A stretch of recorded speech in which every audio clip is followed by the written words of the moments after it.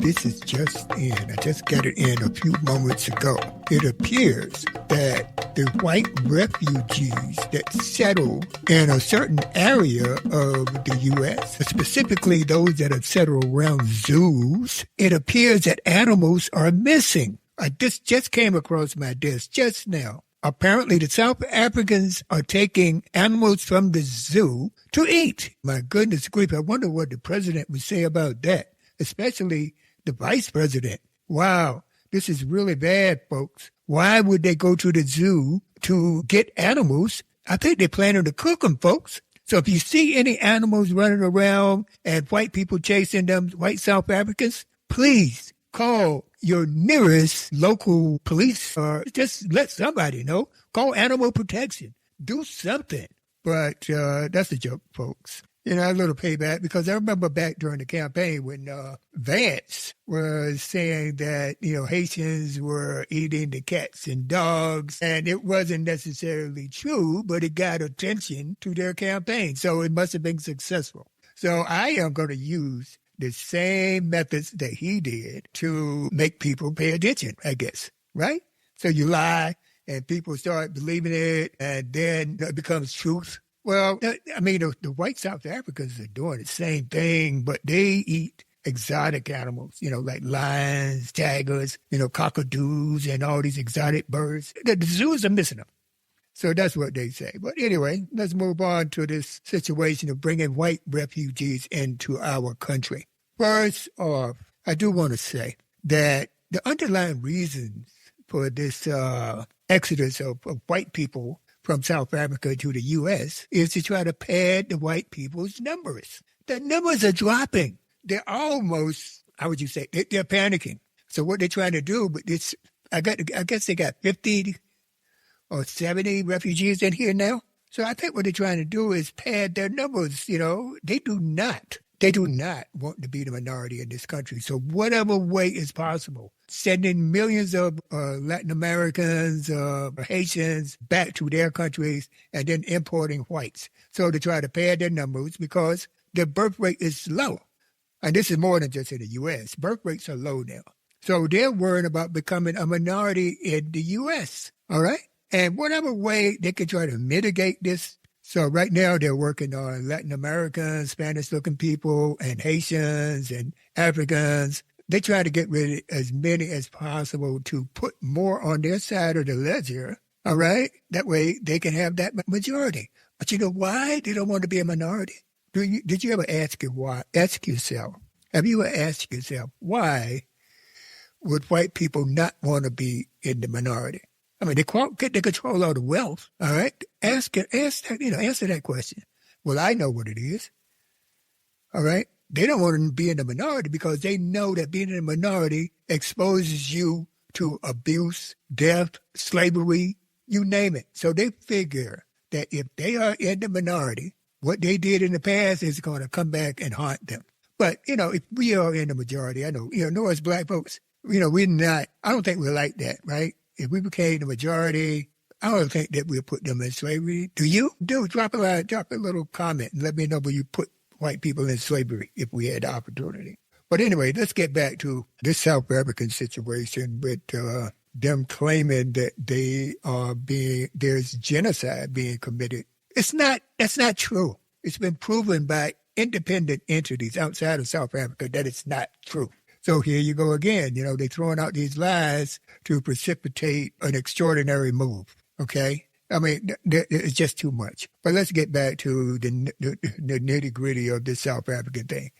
Afrikaner, that's what they call the white people there that colonized the country. You got some French, you got Dutch, you got some Germans in there. Let's talk about how this all started. Okay, let me just give you a brief history of the South African refugees.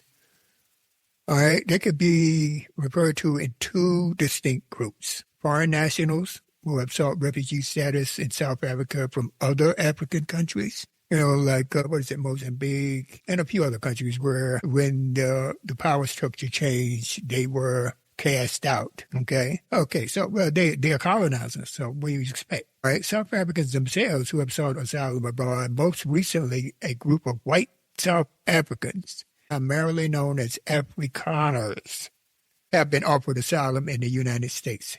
The Trump administration has launched a controversial refugee program that grants expedited refugee status to white South Africans, primarily Afrikaners, citing alleged persecution by South Africa's black-led government.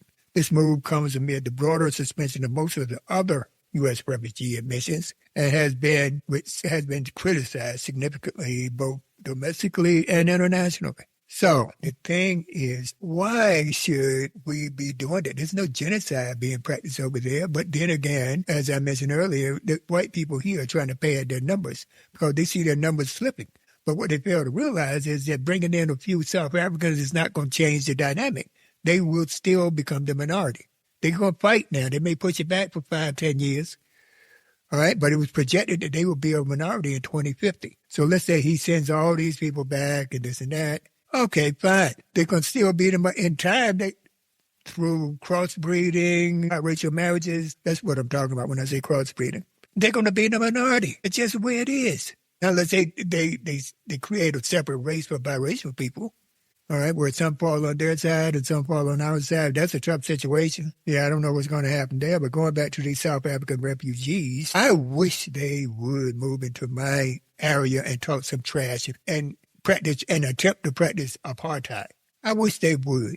All right, this is just a vain effort, a failing effort on behalf of Donald Trump to keep things going. Always keeping them. The guy, I can't go 1 week. No, 1 hour without hearing something that he's doing, which is unfortunate. But, we'll see. In the meantime, as far as South Africans are for me, I can tell you, they drain their resources. We talk about resources. All right, let's just take a look at this film a little bit here. I got a clip that I want to show everybody, and I'm going to share that with you guys. You see Trump pushing that line? But there they are. They're coming to reinforce the white people in America. Look at my goodness. Look at they're already farming. Well, that's enough of that. I'm not going to even, go there. I don't want to go there, but it's amazing what they can come up with. I tell you, people, if we can get rid of the noise and focus on exactly what they're doing, it doesn't change a thing. It doesn't really change a thing. I mean, this is the personality or the modus operandi of Trump. He's always going to do something controversial. He doesn't really care about that. He's going to always do something controversial. So this is just another thing. But I just hate to even find out that these Afrikaners are coming over here attempting to look down on Black Americans. Over here, buddy, we're not South African. We're Black Americans. We're not going to take a lot of nonsense. So if you stay on your side, we'll stay on our side. Okay? Now, you got a lot of nerve, saying that you're being persecuted. I mean, from what I understand, the South African crime rate it applies to everybody, not just you as farmers. But you on their land anyway, so you should realize that. And then you want to come over here and buy some land. I'm quite sure Trump he's a real estate guy. I'm quite sure he got some stuff that he can sell you. All right? So anyway, that's enough talk about these South Africans. I didn't want to do a long story on these South African refugees, these Afrikaners. But I do want to do a call to action to all of you. If you have not already done so, please subscribe, like, follow. And let me just point out where we are. We are everywhere.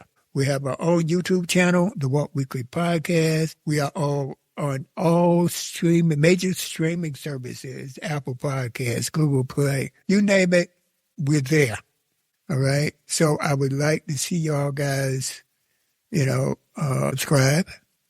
And we're going to have a lot of exciting stuff coming along. All right. Another thing I do want to point out while I have the opportunity is that when I started the Thewaltweekly back in 2019, I did not foresee talking about politics. Our mission statement when we founded the Thewaltweekly was to be apolitical.